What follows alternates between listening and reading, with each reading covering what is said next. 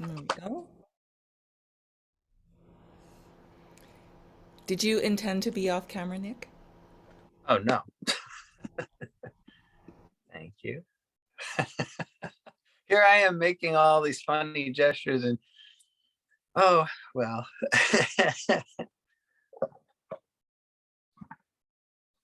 So we will practice the sub practices of the second gesture.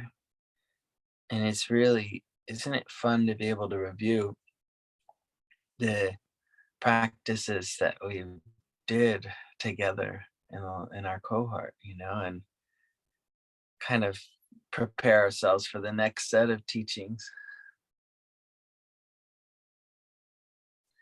So we'll start with the um, first sub practice, looking to the right, hand going by, hand to the heart.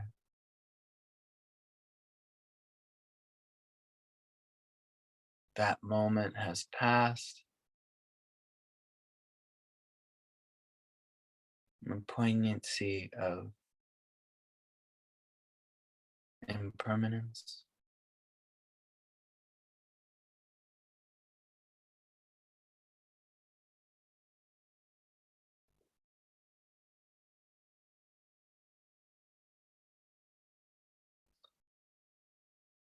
And we can just extend that to all the times where we've done this gesture, remembering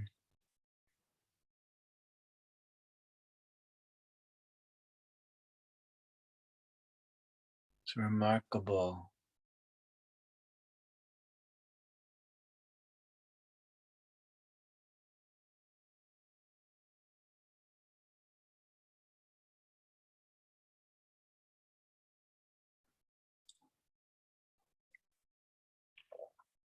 there's a saying that time marches on, but here we can actually feel the passage of time, right?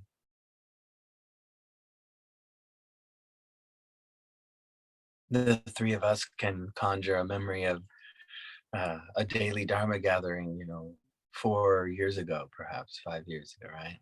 Where I'm getting to meet you both in different, or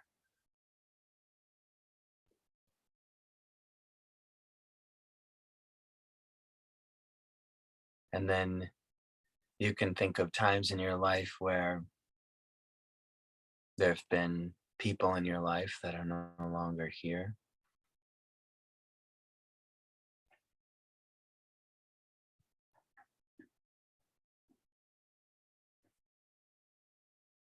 And we appreciate those people so much.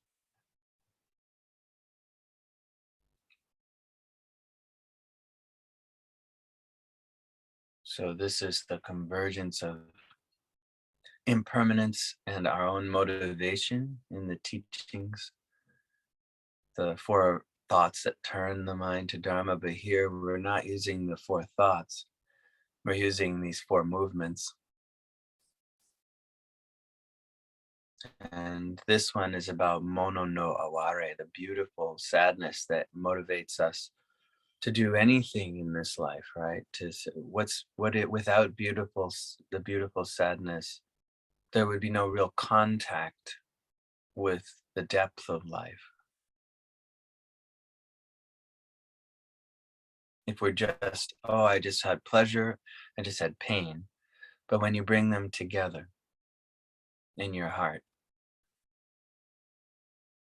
that's the way we view the path and walk the path.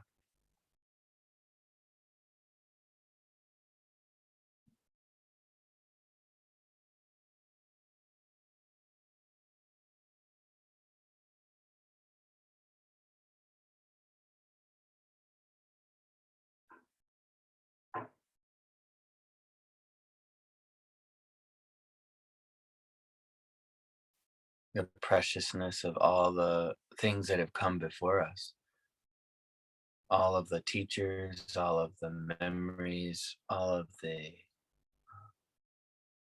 beautiful gestures that led to us having these opportunities, each of our good intentions that turned our mind to the Dharma so we could practice. And all of that has passed, and now we're here.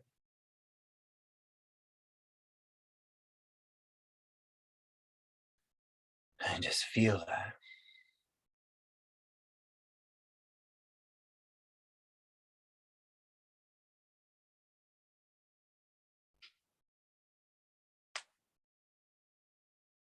Looking straight ahead.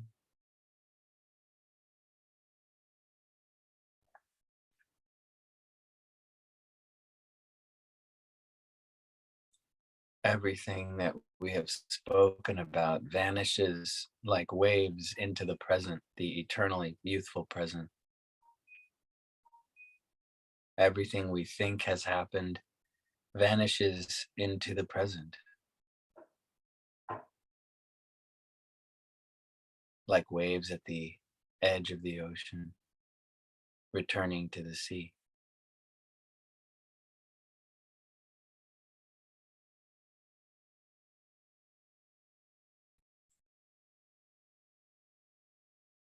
Everything that has ever happened in our life, it's only right now, it's only here. Even when we conceive of a beautifully strong feeling of other times, when is that happening? Right now. Where is that happening? Right here. Isn't that amazing? We never leave this eternally youthful present.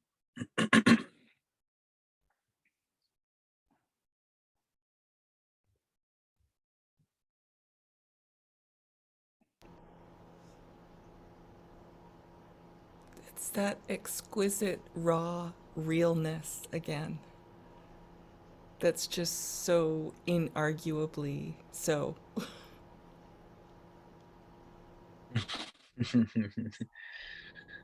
Yeah.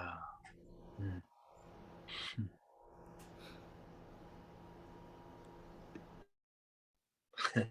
That's true.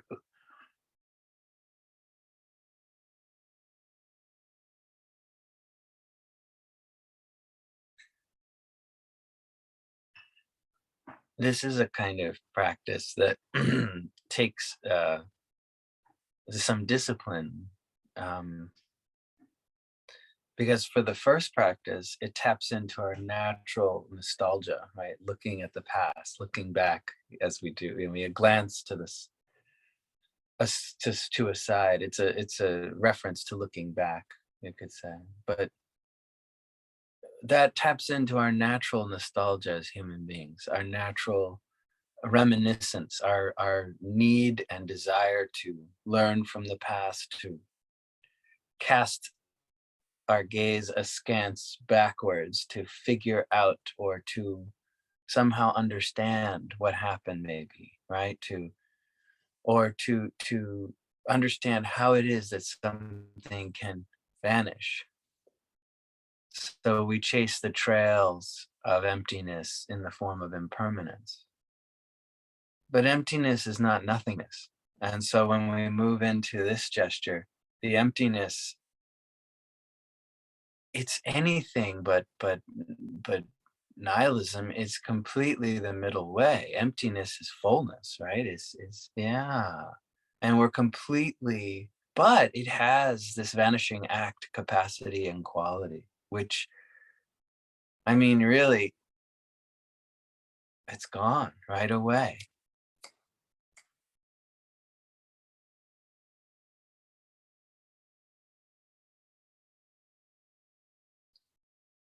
This tends to work with the human capacity to try to freeze and grasp and freeze moments and and possess them and hold them.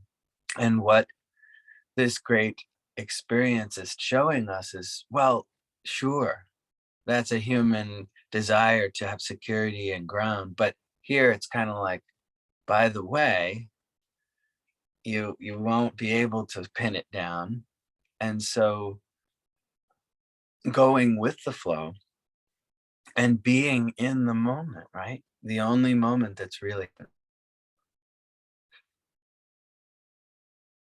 why not? If we really want to, I mean, I think the urge to possess comes from a deep wish for happiness and safety.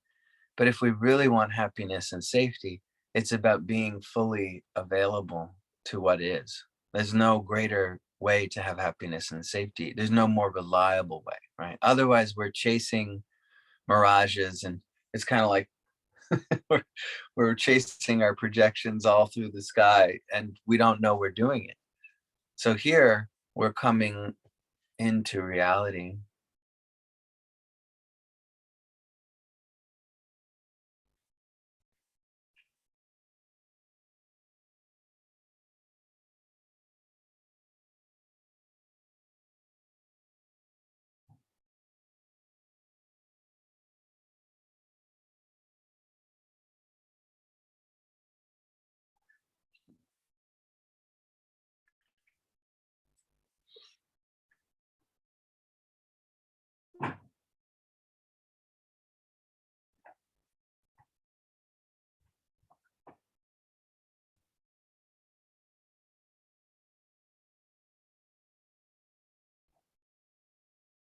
When we talk about impermanence, it reminds us of our mortality, and it's an encouragement to practice while we can. Because the malaise of too much time is, oh, I'll do it tomorrow, or oh, there's plenty of time, or who cares, or no, yeah, at some point I'll get to that. That's really important to me. But because we have so much time, we squander it by misunderstanding time, and time tricks us in a sense by feeling so expansive, and then suddenly there's not enough time.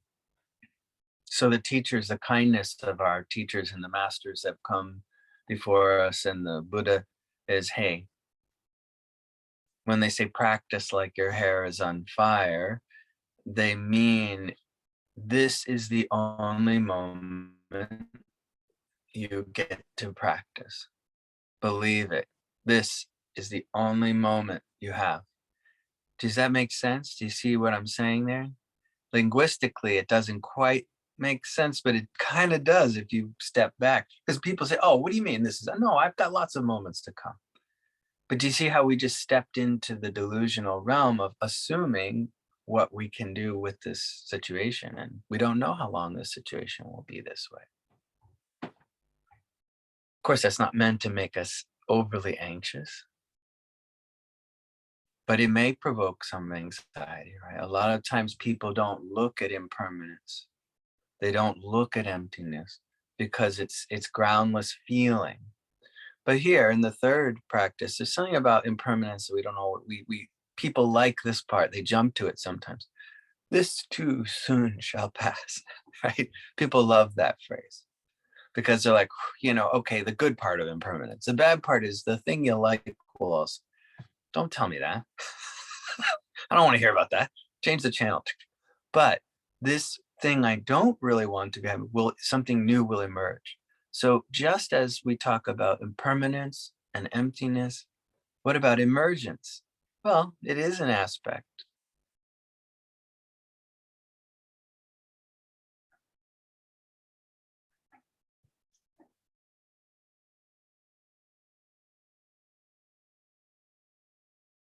When we look to the left, there's a quality of, by contrast to what we've been doing, there's almost a defiance of looking at the past, right? This is almost like looking in the present, and this is looking to the future, right? It's this kind of what will come, you know. And as the hand comes, there's a surprising element, emergence. This is the freshness of spring, the birth of a child, the first buds of a flower, the returning calls of birds. All of these things are actually expressions of impermanence and emptiness, right?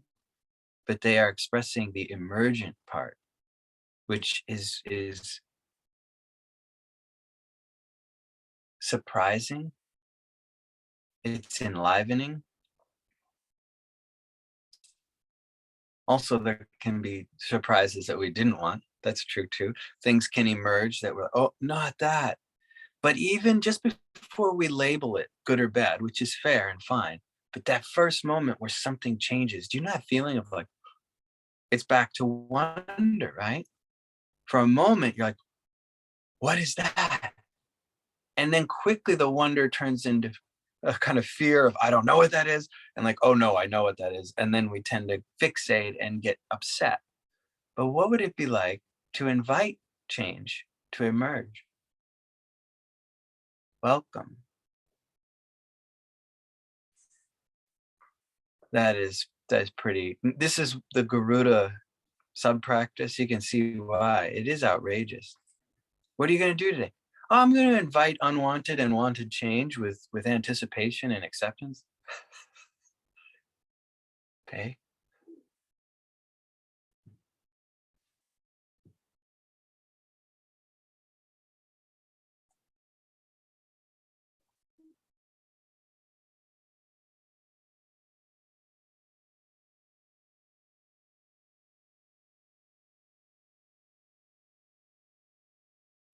If you live a day in which everything that happens is exactly according to what you thought, it's a strange day. That could be very, it might not be bad. Sometimes it happens, but sometimes, often, you could say, we have surprises, right? Little ones, tiny ones, big ones. This is not unlike when we solicit the protectors by offering them tea at night and saying a chant, please help me wake up when things go bad or when things are difficult. Please let me be that, be you, bringing me back, hurling me back to my awareness. That's a cultural shift, right? No one would say, why do you have this scary demon looking creature that you give about you? Is this but the truth is when we have a connection with that kind of protector practice, we're reframing the things that we normally reject. And here, right, we're reframing uncertainty and surprise as something that's wakeful. Thank you for waking me up. It's a shift of, oh, that doesn't mean we like, once something's appeared, we might not like it. That's okay. But the actual change is like, thank you for the wakefulness. Great protector of uncertainty. It's obviously a practice because there's many times you don't feel that way. The other secret cue here is coming from nowness and emptiness into the emergence. We feel the hand before we see it. We've talked about this, right? You're looking and you feel the hand, then you see it. When you feel the hand, do you notice how you can't see it yet? And then when you feel it and then you see it, this is often, this is a beautiful, I mean, it's stunning to me how this teaches us. Let's do it again.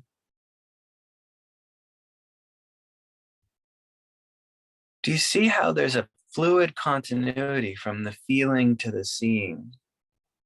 But say we're overly identified with the visual field. It's almost like we ignore the emergent signs. And this also is secretly at this Garuda level is about intuition. How do you feel the birth of trends in your life?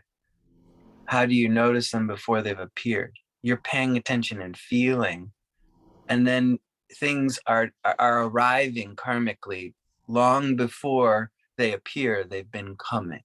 Not everything, but some things, right? That's one of the fascinating things about karma. You can feel the trends already in your, not all of it again. And if you think you know, you get lost and you get spun out.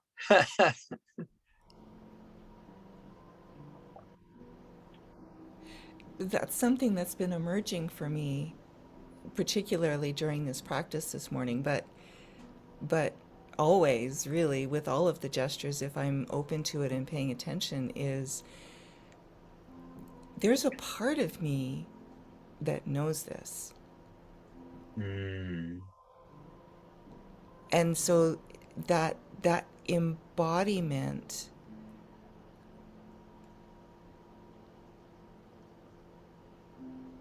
it's like, oh, right. It's like my, I don't know. Hmm. I'm not doing a very good job of putting it into words. It's just, it's like You're I was saying, doing a fine job, Janet. Yeah. it's like I was saying earlier, there's just, like about all of the sub practices this morning, there's this, uh,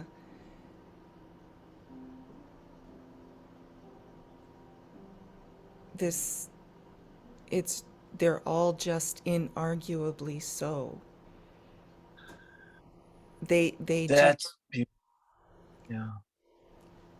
it's like my own inner wisdom is saying, yes, this is how it really is. And you don't have to do this, and you don't have to do this either. It's just the nature of nature. When we're feeling and then realizing that something appears and corresponds, this is where we're also beginning to realize the uh, sort of totality of the synesthesia of the senses, which is all the senses in a totality awareness are all different facets, right, of looking at the reality, and they can all happen at the same time, but only from the point of view of awareness. When we're in this sort of dualistic consciousness, we're here, the object's there, we're focused on this and on that. I mean, here there's this is focused on that, and that causes a ton of suffering. It's not like that mode of perception is all bad or useless. It has its use. It's not terrible. It's just a part of evolutionary biological psychology. As far as I can tell, it's not even a bad thing. But if you're on the spiritual path, you can actually kind of go, wait a second, reverse engineer a little bit and go, what is really life? And that's what we talked about in the first chapter. What is life? And here we're watching the flow of life. How does life play out in subjective consciousness, right? And so you're right, Janet, all of these are that kind of evident thing. They're evident, like you said, inarguably so, or self-evident in our experience. Exactly. Beautiful. The last one, where we're looking at the hand and moving the head together, and the foreground and background are moving. Well, the foreground's still, the background's moving. This one is teaching us about timelessness, that both impermanence and the true permanence are understanding our nature,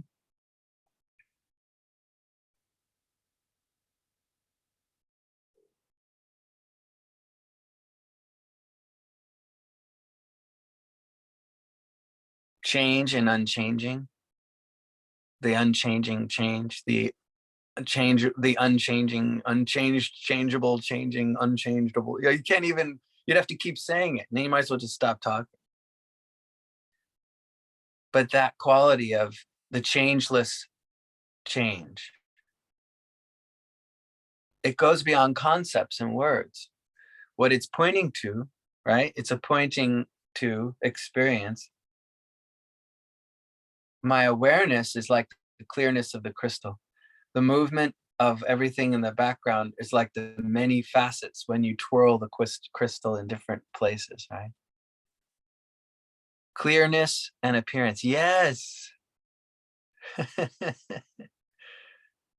That's right. The unchanging change. Nick, Yes. it seems like what this is pointing to, what you're teaching is, my gateway seems, from what I've experienced so far, and I can kind of tangibly feel it, is Yeah. the gateway of being grateful for the beauty, the being here alive in this body and being as healthy or whatever, just being able to be aware. And Yes. so it's almost like these four different stages. It's like it's like the flowers of blessings awaken me to the gratefulness. And it doesn't matter if it's the sad joy from the past or something that's coming, that it can awaken me, whether it's a surprise of pain Yeah. or it doesn't matter. It's like I can be grateful for anything's like a teaching that's appearing. It can make This, yeah. Yes. Yes. Exactly. Oh, I love. Sorry, I got excited. I didn't know you were done. Yeah. Yes. Beautiful, Stephen. That's perfect. Um, I don't know what it was, but uh last night my sweetie was talking about something painful that but something, it wasn't like a big, it was like, I don't know, it was like a cut or something, but something that appreciating the feeling. I can't, it wasn't that, I can't remember what it was. It'll come to me, like, of course, 20 minutes later, but the point of it was like, I was touched. I had a devotion to their devotion, because in that moment I was like, wow, this appreciation of, and this is a characteristic of this person, but the appreciating things that are uncomfortable or difficult, as well as things that are beautiful, and definitely things that are beautiful too. It's not like somebody who has to be into like sadomasochism and hurting themselves. Like, it's not about that, but it's just this ability to appreciate both the beauty and the difficulty, and to extend that ability to appreciate. It feels like there's a part of me that would be like, we're not going to do that. That's a bad idea. Don't do that. But then when you do it, when you just say, you know what, let me appreciate something that I don't like.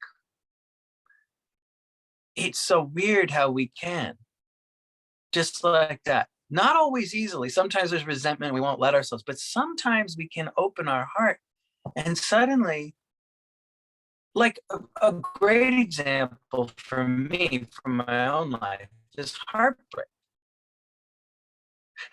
I can be like, I don't want to feel heartbreak.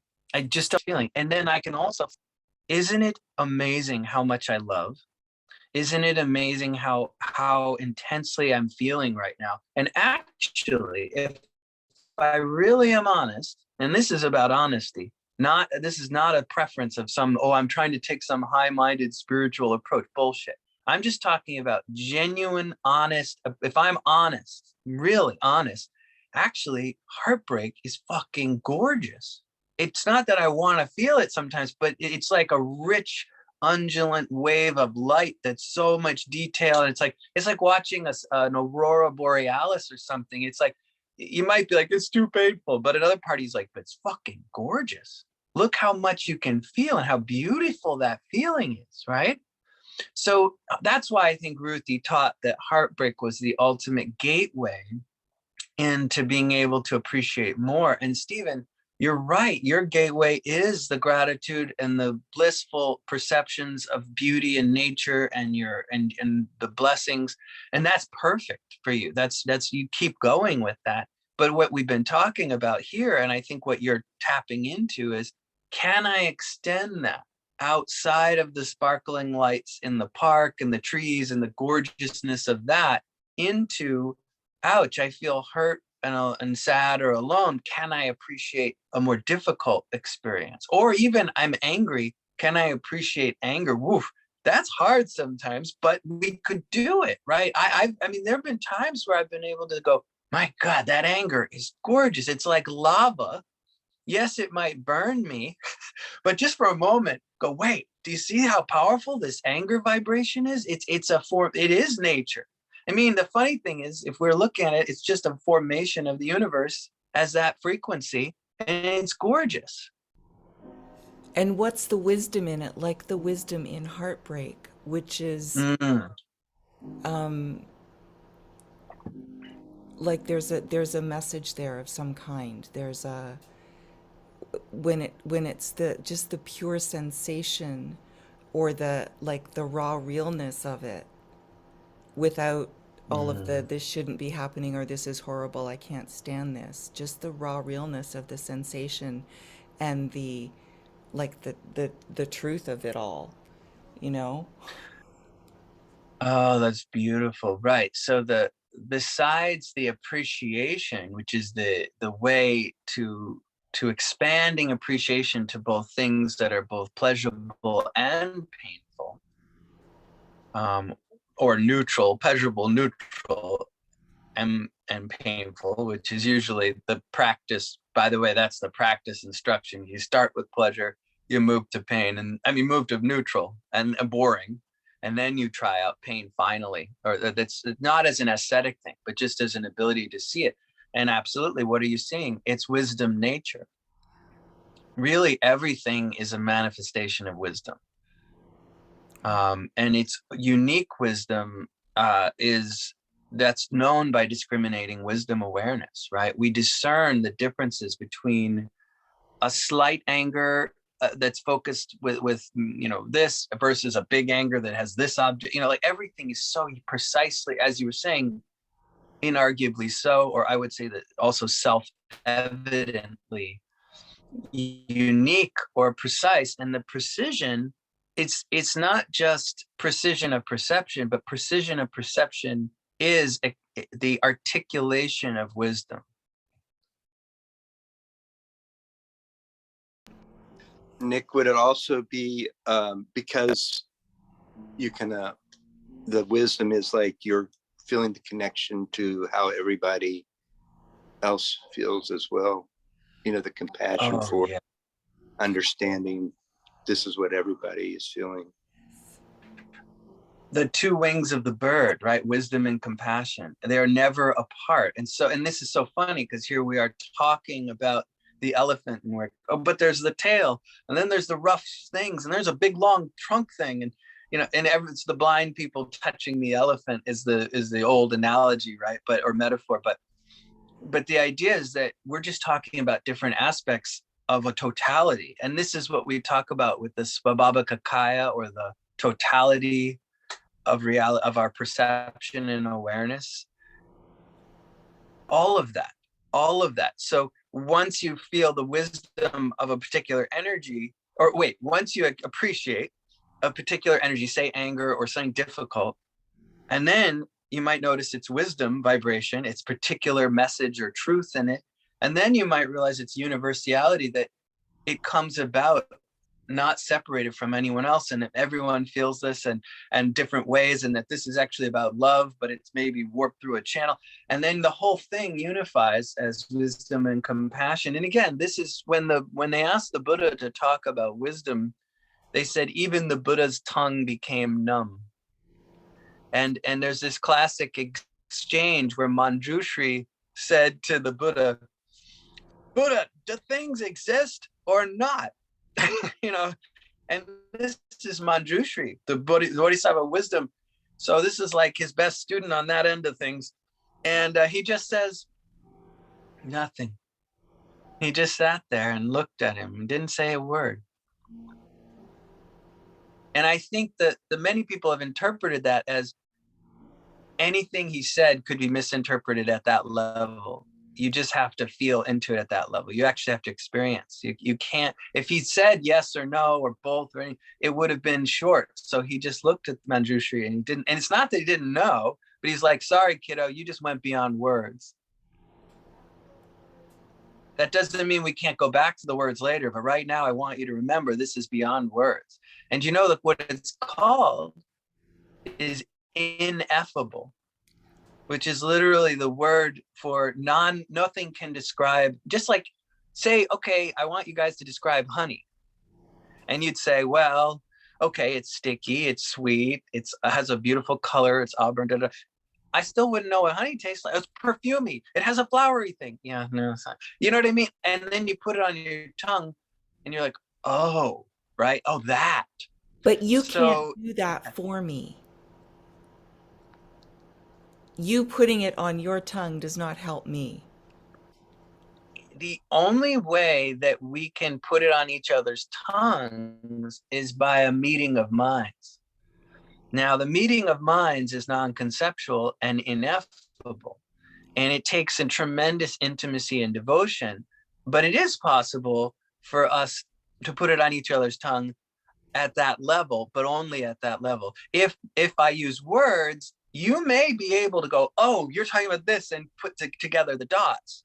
But the other layer of what's going on between us right now as a Sangha is we're not just using words. I mean, obviously, this has been a dialogue and there's been words and movements, but what we're really communicating with as a medium is aliveness itself. And as long as we continue to open to aliveness, it's actually one right now between the three of us. No matter how much space, we're not actually separate. And we are individuated in our space, but we're also connected. And so I truly believe that we can feel each other at that level, that all beings can. But many beings have too many concepts that it couldn't be possible or it isn't so, and they have all these reasons. But if you drop all that for a second, you can feel it. We are way over time. We should let you go. I know. All right. Let's dedicate the merit. All you sentient beings, I have a good or bad connection with. As soon as you have left this confused dimension,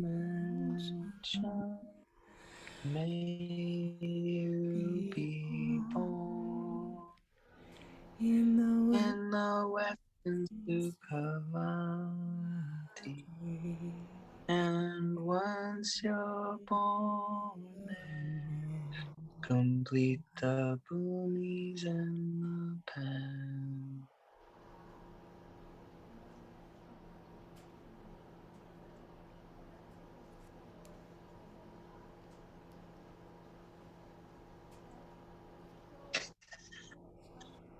Thank you both so much.